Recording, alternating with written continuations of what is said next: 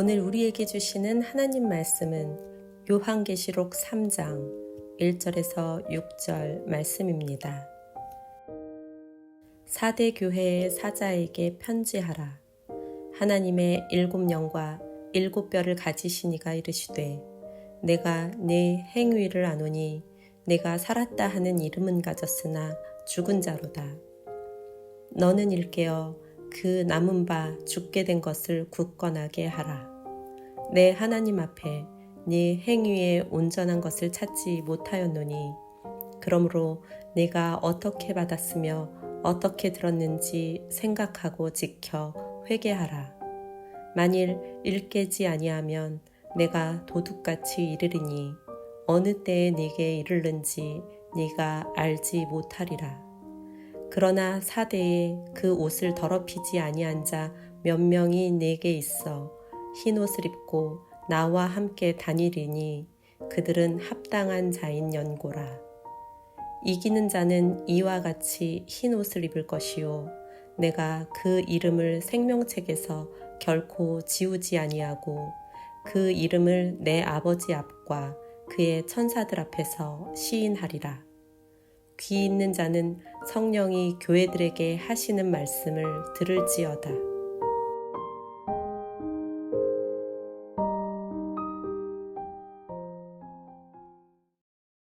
오늘 다루고자 하는 사대교회의 위치는 어제 다루었던 두아데라 교회에서 남쪽으로 약 48km 지점에 위치한 성읍입니다. 에게 주변의 무역의 요충지였고 교통 군사 요충지이기도 했습니다. 일찍부터 양털 가공업과 염색업이 크게 발전했고 또 지역이 금맥이 흐르는 금 생산지였기 때문에 엄청나게 부유했던 곳입니다. 돈이 넘치다 보니까 그 도시에는 쾌락과 향락 문화, 흥청망청하는 퇴폐적인 문화가 도시 전체에 가득했습니다.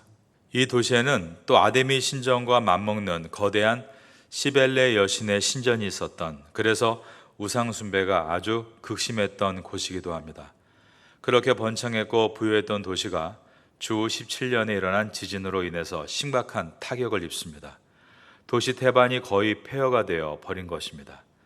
그 뒤 다시 복구가 되고 회복이 되긴 했지만 이전과 같은 영광은 돌아오질 않았습니다. 그러다 보니 사도 요한이 계시록을 기록할 무렵에 사대 도시 사람들은 기가 다 빠져 있었습니다.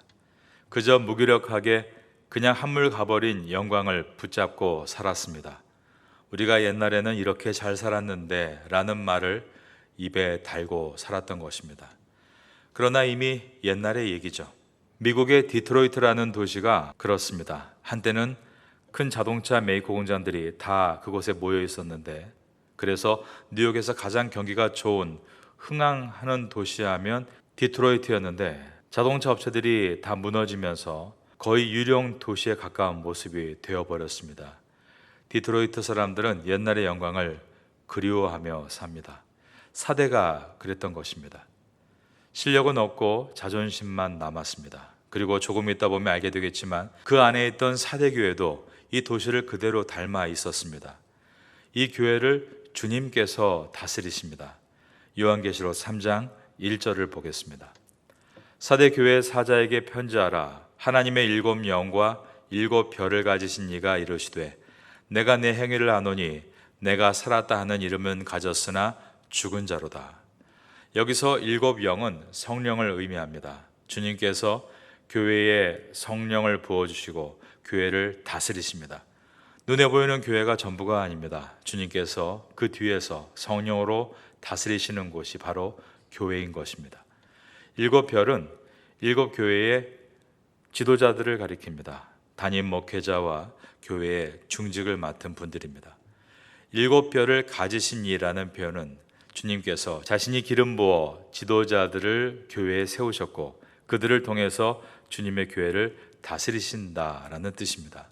그래서 우리가 생각하기에 교회에서 지도자들을 세우는 것이 사람이 세우는 것 같지만 사실은 주님께서 교회 안에 목회자와 또한 직분자들을 세우신다는 것입니다.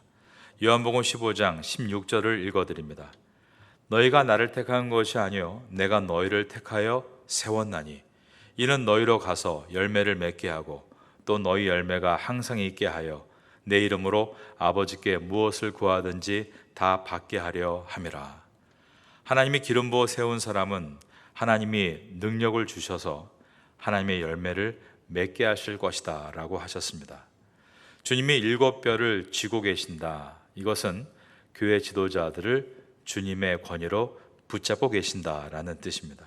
그래서 눈으로 보면 목회자가 그리고 교회 중직자들이 교회를 다스리는 것처럼 보이지만 실제로는 그들을 통해서 주님이 다스리시는 것입니다. 사실 교회 안에서 우리가 지도자로 세움받았지만 모두가 약점과 단점이 있습니다. 중요한 것은 약점이 아닙니다. 인격이 부족하거나 실력이 부족한 것이 아닙니다. 지도자에게 중요한 것은 얼마나 주님 앞에 엎드리느냐에 달려 있습니다. 얼마나 주님의 음성을 듣고 몸부림치고 회개하며 날마다 변화하기 위해 애쓰는가, 그것이 교회의 지도자의 가장 중요한 덕목입니다. 만약 그 자세만 되어 있다면 그들은 성령의 사람이며 그 결과 성령께서 그들을 사로잡으심으로 성도에게 존경을 받고 주님께 사용받을 수 있게 되는 것입니다. 그런데 사도교회가 그렇지 못했다는 것입니다. 1절에 보니까 사도교회 사자에게 편지하라. 하나님의 7 영과 7 별을 가지신 이가 이르시되 내가 내 행위를 아노니. 내 행위를 안다. 이 말은 겉으로 드러난 행위만 아니라 내 마음속에 무엇이 있는 것까지도 내가 알고 있다라는 뜻입니다. 주님은 본질을 꿰뚫어 보시는 분이십니다. 얼마나 두렵고 떨리는 일입니까? 우리는 사람의 눈만 속이면 된다고 생각하는데 주님은 우리의 내면까지 속속들이 다 보고 계신다는 것입니다. 우리가 사람의 눈을 의식하며 살 때가 정말 많습니다. 교회 사역을 할 때도요, 사람 눈에 잘 띄는 일들, 존경받을 만한 일들, 고상한 일들만 우리가 하고 싶어 하지 않습니까? 그리고 그런 일을 하고 나서 사람들에게 칭찬을 받고 싶어 합니다. 사람들로부터 불평을 듣거나 욕을 먹고 싶어 하는 사람은 별로 없습니다. 우리가 일한 것에 대해서 사람들이 많이 알아주고 참 일을 많이 했다, 칭찬받는 것을 좋아합니다. 하지만 주님께서는 우리가 얼마나 일을 잘했는가, 많이 했는가를 보시지 않으시고 그가 어떠한 마음으로 일했는가를 보십니다. 내 행위를 안다는 것은 너의 마음의 동기까지도 내가 보고 있다라는 뜻입니다. 그래서 우리는 진실해야만 합니다. 그리고 순수해야만 합니다. 실수는 누구나 합니다. 그러나 주님 앞에서 진실해야 하고 순수한 동기를 품어야 합니다. 그 이유는 주님께서 우리의 그 내면까지도 꿰뚫어 보고 계시기 때문입니다. 사도교의 문제는 무엇이었습니까? 1절 하반부에서 내가 살았다는 이름은 가졌으나 죽었다라고 하셨습니다. 살았다는 이름을 가졌으나 이 말은 내가 유명하다라는 뜻입니다. 너 참 유명한 교회구나. 사람들 입에 오르내리는 유명한 교회. 사대교회가 유명한 교회가 되기 위해서 어떤 일들을 했을까요? 아마 번듯한 교회 건물이 있었을 것입니다. 좋은 교인들도 많았을 것입니다. 수많은 행사와 프로그램과 다양한 사역들이 바쁘게 돌아갔을 것입니다. 아마 구제 사업도 많이 했겠죠. 적어도 사람들 눈에 보기에 바쁘고 번창하고 유명한 교회였다는 것입니다. 그러나 교회가 사람들 사이에 유명해졌다고 해서 주님 보시기에도 좋은 교회라고 착각해서는 안 됩니다. 주님께서는 사대교회를 보시며 너 유명하다고 착각할지 모르지만 너는 유명무실이다 라고 하셨습니다. 실제로는 죽은 교회라고 하신 것입니다. 1절 하반절에서 내가 내 행위를 아노니 내가 살았다 하는 이름은 가졌으나 죽은 자로다. 한마디로 진단하셨습니다. 하나님 보시기에는 사대교회는 죽었다는 것입니다. 사람들 눈에 어떻게 보이는가는 2차적인 문제입니다. 하나님 보시기에, 하나님의 눈에 너는 영적으로 무기력하구나. 내가 겉으로 보기에는 화려하지만 내실이 없구나. 내가 마구 달리고 있지만 내가 원하는 방향이 아니구나. 경건의 모양은 있지만 경건의 능력은 없구나. 설교가 유창한데 성령의 감동이 없구나. 사역과 프로그램은 많지만 예수님께 초점이 맞춰져 있지 않아 능력이 떠나버렸구나. 예배가 많지만 의에 줄이고 목말라 하는 그런 갈급한 예배가 없구나. 이 백성이 말로는 나를 존경하되 행위로는 나를 떠났구나. 이것이 바로 내가 살았다 하는 이름을 가졌으나 실상은 죽은 자로다라는 의미입니다. 얼마나 무섭고 고통스러운 지적입니까? 사대 교인들은 사대 도시 사람들처럼 항상 과거의 영광을 그리워하며 살았습니다. 과거의 환상에서 깨어나지 못하는 인생은 비참합니다. 현재에 대한 감격이 없고 미래에 대한 비전이 없습니다. 사대 도시와 같이 사대 교회 사람들이 그러했습니다. 우리도 한때는 에베소 서머나 교회처럼 소아시아 지역의 마천 같은 큰형님 교회였다. 우리 교회가 개척한 교회가 몇 개나 되는지 아는가? 이런 자부심을 가졌을 것입니다. 그러나 정작 지금 사대교회는 무엇을 하고 있습니까? 그러나 정작 지금 사대교회를 보면 고개를 떨굴 수밖에 없었습니다. 사대 도시가 죽어가고 있는 것처럼 사대교회가 죽어가고 있었던 것입니다. 여러분, 아무리 도시가 죽어간다 할지라도 그 도시 안에 교회가 살아있다면 그 도시는 다시 회복될 수 있습니다. 우리가 기억해야 될 것이 있습니다. 그 도시가 죽었다고 교회까지 죽는 것은 아니어야 한다는 것입니다. 그리고 그 도시가 죽었다 할지라도 교회가 살아나면 그 도시는 다시 살아날 수 있다라는 사실입니다.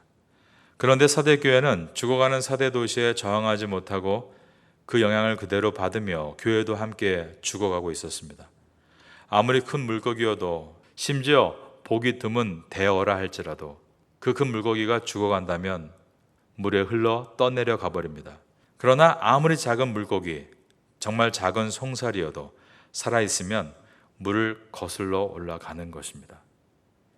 사대교회는 내가 살았다 하는 이름을 가졌으나 죽은 자로다 하신 예수님 말씀처럼 죽어가는 물고기와 같이 환경에 떠내려가고 있었습니다. 환경을 극복하지 못하고 환경의 노예가 되어버린 것입니다. 그리고 세속화되어간 슬픈 모습이 살았으나 죽은 자로다.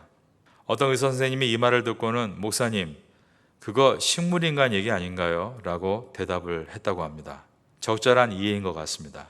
죽지 않았지만 모습이 마치 죽은 것이나 다름없이 몸에 여러 기계를 붙이고 중환자실에 간신히 숨만 유지하고 있는 모습, 바로 그것이 살았으나 죽은 자의 모습입니다. 주님 보시기에 사대교회가 영적인 식물인간이었다는 것입니다. 주님은 2절에서 너는 일깨어라 라고 하셨습니다. 너는 일깨어 그 남은 바 죽게 된 것을 굳건하게 하라.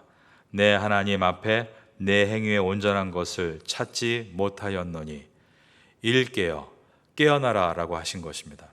여러분, 사대교회가 완전히 죽은 것은 아니지만 지금 죽어가고 있었습니다.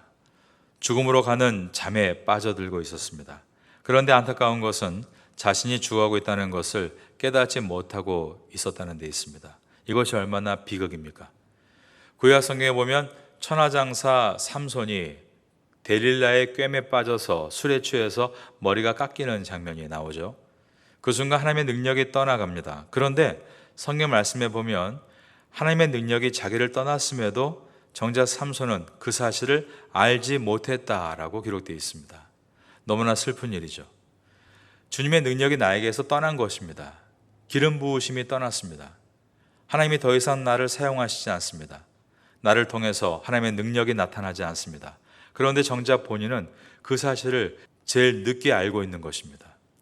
적들도 알아서 삼손을 붙들었는데 삼손 자신만 모르고 전처럼 힘을 쓰려고 했다는 것입니다. 그런데 힘이 나오지 않았습니다. 나 이 정도면 됐지 않나? 이 정도면 괜찮은 신자 아닌가? 내가 술을 마시나 담배를 하나 도박을 하나 나 정도면 괜찮은 신자 아닌가? 우리 교회면 괜찮은 교회 아닌가? 주차장도 꽉 차고 새가족 케어도 어려운데 이제 좀 새가족들 그만하면 좋겠다. 전도하고 선교하지 말고 그냥 우리끼리 가족같이 꽃동산 같은 동네를 이루면서 살면 안 되는가?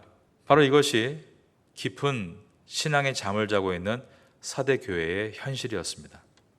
잘못된 자기 만족, 그러나 달리지 않는 자전거가 반드시 쓰러지고 말듯이 비전과 도전이 없는 교회는 쓰러지게 되어 있는 것입니다. 사대교회가 왜 이렇게 되었을까요? 핍박이 심했을까요? 아닙니다. 우리가 묵상하며 읽어갔던 에베소 교회나 버가모 교회는 굉장히 핍박이 심했습니다. 이단의 도전이 많고 지역 상인이나 로마 정부가 박해를 가했습니다. 그런데 사대교회는 그런 눈에 띄는 외부적인 압박이 없었습니다. 그러면 좋은 환경이라면 더 잘 돼야 할 것 같습니다. 그런데 상황이 정반대가 됐다는 것입니다. 교회가 너무 편하게 지냈던 것이 오히려 교회의 신앙의 야성을 다 죽게 만든 것입니다. 서서히 죽어갔습니다. 환란이었고 편안한 것이 야성을 소멸하게 만든 것입니다. 미국에 유명한 냄비 속 개구리 실험이 있습니다. 펄펄 끓는 냄비에다가 개구리를 집어넣으면 강한 뒷발로 금세 팍 하고 튀어나옵니다. 그런데 그냥 차가운 냄비에 넣고 아주 서서히 온도를 올리면 나중에 팍 삼겨 버려지는 것입니다. 죽어가는데 온도가 천천히 올라가니 죽어가는 것을 모른 것입니다. 사대교회가 그러했습니다. 오히려 펄펄 끓는 박해가 오는 교회들은 다시 정신을 차리고 살아나서 기도했는데 사대교회를 압박한 사탄의 무기는 훨씬 더 교묘했습니다. 핍박이 없었습니다. 환란도 없었습니다. 그런데 너무 편안한 것이 시험이었습니다. 타락한 세상의 환상적인 유혹이 사대교회를 살살 삶아갔던 것입니다. 우리도 그렇습니다. 우리의 인생 여정에서 가장 아름답고 살아있을 때가 언제였는가를 돌아보십시오. 그때는 역경과 시련이 있을 때였습니다. 사업이 망했거나 몸이 아팠거나 관계가 깨졌거나 자식에게 어려움이 생겨서 오직 하나님 앞에 엎드려 기도할 수밖에 없을 때 우리는 오히려 그때 부르짖으며 다시 살아날 수 있었습니다. 그러나 우리를 둘러싼 모든 것이 편안하면 주님을 의지했던 모든 것을 내려놓게 되고 묵상을 해도 주님의 음성을 전혀 듣지 못하고 설교를 들어도 간절함 없이 딴 생각을 하며 듣게 됩니다. 간절할 때는 오히려 힘들고 피곤한 상황에도 새벽에 나와 기도하고 부르짖었지만 편안할 때는 새벽에도 눈이 안 떠지고 해야 할 기도를 또 다음 기회로 미루게 되는 것입니다. 우리의 내면이 아주 편안하게 냄비 속에 들어가 서서히 올라가는 온도에 익어 죽는 개구리와 같이 죽어가는 모습이 사대교회의 모습이었습니다. 오늘날 미국 교회나 유럽의 교회들이 저렇게 죽어가는 것은 이유가 무엇일까를 봐야 합니다.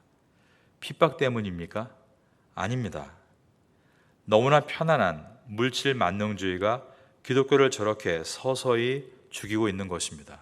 그런데 이것이 이제 한국교회의 현실이 되고 있습니다. 한국교회는 지난 20-30년 동안 점점 더 냄비 속에 들어간 개구리와 같이 점점 죽어가고 있습니다. 그런데 그것이 무엇과 맞물려 있습니까? 핍박입니까? 아닙니다. 경제적인 부요함입니다. 경제적인 부요함과 안일함이 한국교회의 영적인 야성을 죽이고 있는 것입니다. 이것이 사탄의 또 하나의 절묘한 전략입니다. C.S. 루이스가 이렇게 말했습니다. 지옥으로 가는 길은 너무나 평범하고 밋밋하다. 그러나 천국으로 가는 길은 여전히 좁고 험난하다. 신앙을 지키려고 마음먹을 때 도처에서 환난과 역경이 기다립니다. 그래서 존 버녀는 자신이 쓴 책인 철로 역정에서 성도의 구원을 고난을 통과하는 순례자로 그린 것입니다. 예수님께서도 분명히 말씀하셨습니다. 세상에서는 너희가 환난을 당하나 담대하라. 내가 세상을 이기었노라. 우리가 신앙생활을 한다고 해서 환난이 비켜나가는 것이 아니라고 하셨습니다. 그러나 그 환난 속에서 오히려 해이해졌던 정신을 다시 가다듬고 초점을 주님께 맞춰서 하나하나 고비를 넘어간다면 우리는 주님과 함께 세상을 이기게 될 것이라고 하셨습니다. 저는 우리 교회뿐만 아니라 파타야 땅에 있는 모든 교회들이 역경을 딛고 이기고 살아있는 교회가 되기를 예수님의 이름으로 축원합니다. 사대교회를 향해 주님은 사대교회가 하나님 앞에 온전하지 못하다라고 하셨습니다.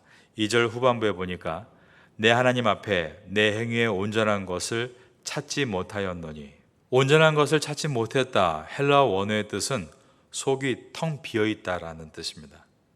잔이나 그릇이 텅 비어있는 상태입니다. 겉모양은 예쁜 잔이고 그릇인데 그 속이 비었다는 것입니다. 여러분, 이것이 얼마나 주님을 아프게 하는지 아십니까?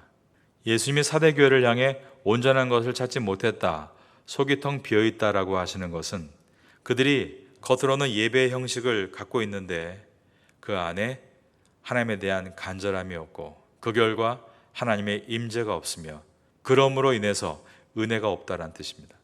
다른 말로 하면 경건의 모양만 있고 경건의 능력을 일으키지 못한다라는 뜻입니다. 사대 교회는 형식이 있었습니다. 좋은 예배당이 있고 또 예배가 있고 헌금도 드리고 아마 오늘날처럼 교회 학교도 선교도 구제도 했을 것입니다. 그런데 예수님은 온전한 것을 찾지 못했다. 그 뜻이 텅 비어 있었다. 이 말 속에서 그들 속에 그 어떠한 사역도 생명이 없었다는 것을 보여줍니다. 주님의 이 평가가 얼마나 충격적입니까? 우리가 생각하기에 예배 보러 왔으면 잘 끝난 거라고 생각하죠. 하지만 엄밀히 말하면 내가 예배를 본 것이고 아직 하나님께서 받으신 것은 아닙니다. 예배는 내가 온 마음과 정성을 다해 드리고 그리고 나서 하나님께서 그 예배를 받으실 때 완성이 되는 것입니다. 그런데 사대교회는 겉으로만 모양이 있고 화려할 뿐 하나님께서 받으실 만한 예배를 드리지 않았습니다. 하나님께서 이 교회를 향한 처방전이 무엇입니까? 깨어나라 라고 하셨습니다. 2절을 다시 봅니다. 너는 일깨어 그 남은 바 죽게 된 것을 굳건하게 하라. 내 하나님 앞에 내 행위에 온전한 것을 찾지 못하였노니. 사대교회는 먼저 깨어나야 한다라고 하셨습니다. 어떤 영화에서 저 높은 에베레스트 산을 올라가는데 이 산악인들이 눈보라 속에 옆에 동료가 잠에 빠지려고 하자 어떡합니까? 막 뺨을 때려가면서 깨웁니다. 그 추위에서 잠들면 죽기 때문입니다. 깨어나라. 이 깨어나라가 현재 진행형입니다. 깨어 있으라라는 것입니다. 교회를 다니는 사람들 중에 너무나 많은 사람들이 신앙적으로 잠을 자고 있습니다. 사자의 야성을 발휘하라고 이 먼 곳 태국까지 선교사로 보내셨는데 그런 야성을 다 잃어버린 사람들이 너무나 많습니다. 예수님은 사대교회에게 일어나서 그 남은 바 죽게 된 것을 굳건하게 하라라고 하셨습니다. 이것은 주님께서 사대교회에게 아직 희망의 불씨가 있다는 것을 말씀합니다. 그 남은 바, 즉 아직 남아있는 것, 그것을 굳건하게 다시 세우라고 하셨습니다. 사대교회 안에 비록 소수였지만 온전한 예배를 사모하는 사람들이 있었다는 것입니다. 그것이 그 남은 바입니다. 사대교회 안에 주님의 복음을 전하기 위해서 뜨겁게 전도하는 또 소수의 사람들이 남아 있었다는 것입니다. 바로 그들이 그 남은 바입니다. 교회 학교를 위해서 수고하는 어떤 한 명의 교사, 구역 예배를 온전하게 인도하기 위해 몸부림치는 어떤 한 명의 구역장, 그러한 작은 남은 바, 그 사람들을 굳건하게 하라라고 하셨습니다. 두 번째로는 사대교회를 향해서 처음 받은 은혜를 기억하라라고 하셨습니다. 3절의 말씀입니다. 그러므로 내가 어떻게 받았으며 어떻게 들었는지 생각하고 지켜 회개하라. 여기서 어떻게 받았으며 받은 것과 어떻게 들었는지 들은 것은 사대교회가 처음에 듣고 받았던 복음을 뜻합니다. 어느 교회든지 처음에 복음의 진리가 없으면 교회가 시작이 될 수 없겠죠. 중요한 것은 그 처음 받은 복음을, 처음 들은 복음을 생각하고 라고 했습니다. 이 뜻은 그것을 기억하라라는 뜻입니다. 처음 복음을 어떠한 마음으로 받았는지, 어떠한 갈급한 마음으로 들었는지 그 절박함을 기억하라라는 것입니다. 그때 얻었던 말씀의 능력을 기억하라. 이것으로 봤을 때 사대교회는 아주 맹탕교회가 아니었습니다. 처음에는 제대로 된 복음을 듣고 탄생한 교회였습니다. 결코 시작이 잘못된 교회가 아니었습니다. 처음에 사대교회는 말씀을 살아있는 심령으로 받아 믿음으로 고백하는 뜨거운 교회였던 것입니다. 그러므로 사대교회에 필요한 것은 또 다른 새로운 진리가 아니라 처음 받았던 진리의 감격을 다시 회복하는 데 있었습니다. 저는 가끔씩 제 자신의 옛 설교를 읽어볼 때가 있습니다. 매너리즘에 빠질 때 그렇게 하는데요. 제가 처음에 태국에 와서 전도사로 있으면서 중고등부 수련회 인도하기 위해 밤을 새워가며 만들었던 설교 원고를 읽을 때면 처음 느끼는 것이 첫째, 설교 되게 못했다. 그리고 그러면서도 이 설교를 탈구하고 얼마나 깊은 은혜에 잠겼었는지 그때가 생생하게 기억이 납니다. 제가 파테아 선교교회 처음 부임해서도 토요일 밤에 설교를 마무리하며 한 문장이라도 더 정성으로 준비하기 위해 몸부림을 치다가 새벽 3시 혹은 4시까지 교회 사무실에서 퇴근을 못했던 일들이 많았습니다. 그때가 떠오릅니다. 그때 있었던 열정과 감격이 그대로 전달됩니다. 사탄은 은혜는 잊어버리고 나쁜 것만 기억나게 하지만 주님은 은혜를 기억하고 나쁜 것을 털어버리게 하십니다. 여러분은 하나님께서 주셨던 첫사랑의 복음을 감격으로 기억하시고 다시 은혜로 일어서기를 예수님의 이름으로 축원합니다. 그 다음 보면 순종과 회개를 하라고 하셨습니다. 3절에 보니까 내가 어떻게 받았으며 어떻게 들었는지 생각하고 지켜 회개하라. 지켜, 영어 성경은 obey, 순종하다라고 되어 있습니다. obey and repent, 순종하여 회개하라. 사대교회는 말씀을 지키는 obey, 순종이 필요했습니다. 성경 공부는 충분히 했습니다. 그러나 이 교회에 말씀의 실천이 필요했다는 것입니다. 야고보서 2장 14절은 말씀합니다. 내 형제들아, 만일 사람이 믿음이 있노라 하고 행함이 없으면 무슨 유익이 있으리요? 실천이 필요한 것입니다. 4절을 보겠습니다. 그러나 사대에 그 옷을 더럽히지 아니한 자 몇 명이 내게 있어 흰 옷을 입고 나와 함께 다니리니 그들은 합당한 자인 영고라. 이렇게 사대교회 안에는 비록 소수이지만 온전한 하나님의 사람들이 있었습니다. 여러분들은 그러한 사람이 되시기를 예수님의 이름으로 축원합니다. 5절입니다. 이기는 자는 이와 같이 흰 옷을 입을 것이요 내가 그 이름을 생명책에서 결코 지우지 아니하고 그 이름을 내 아버지 앞과 그의 천사들 앞에서 시인하리라. 하나님 나라에 주님께서 자랑스럽게 인정하는 이름이 있다라는 것입니다. 여러분, 남이 인정해주면 좋으시죠? 남이 여러분에게 참 훌륭한 권사님입니다, 훌륭한 집사님입니다 라고 칭찬하고 또 파테야 선교교회의 기둥 같은 사람입니다, 정말 대단한 사람입니다, 그렇게 칭찬을 받으면 어깨가 으쓱 올라갈 것입니다. 그러나 아무리 유명한 사람이라도 한 시대가 지나면 다 잊혀집니다. 그런데 예수님께서는 이기는 자는 이와 같이 흰 옷을 입을 것이요 내가 그 이름을 생명책에서 결코 지우지 아니하리라. 그 이름을 내 아버지 앞과 그 천사들 앞에서 시인하리라 라고 하셨습니다. 사람에게 인정받는 것과는 결코 비교가 안 되는 놀라운 칭찬과 인정을 하나님께서 주님의 나라에서 성도에게 주시겠다라고 약속하신 것입니다.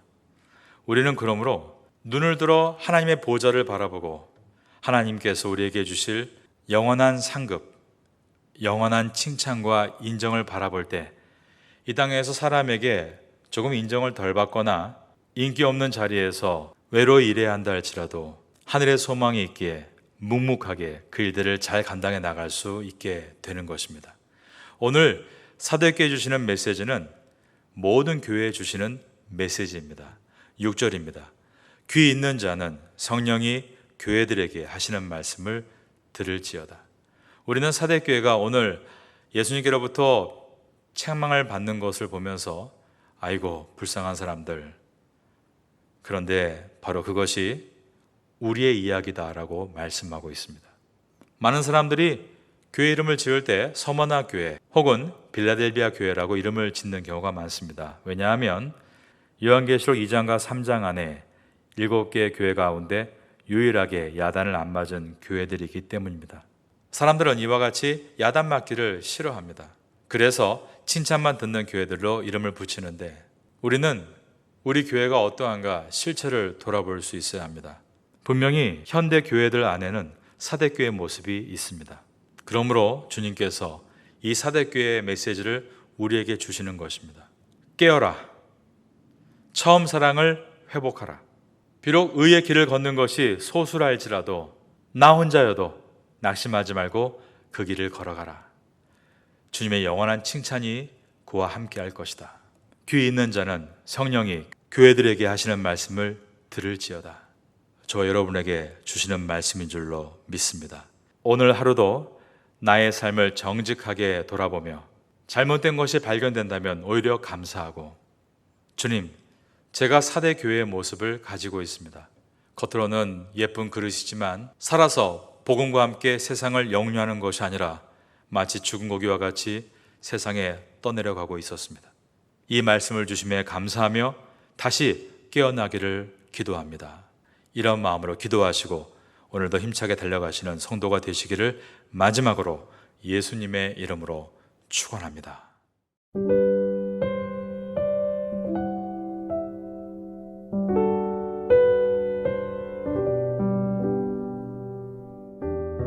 지금은 함께 기도하는 시간입니다.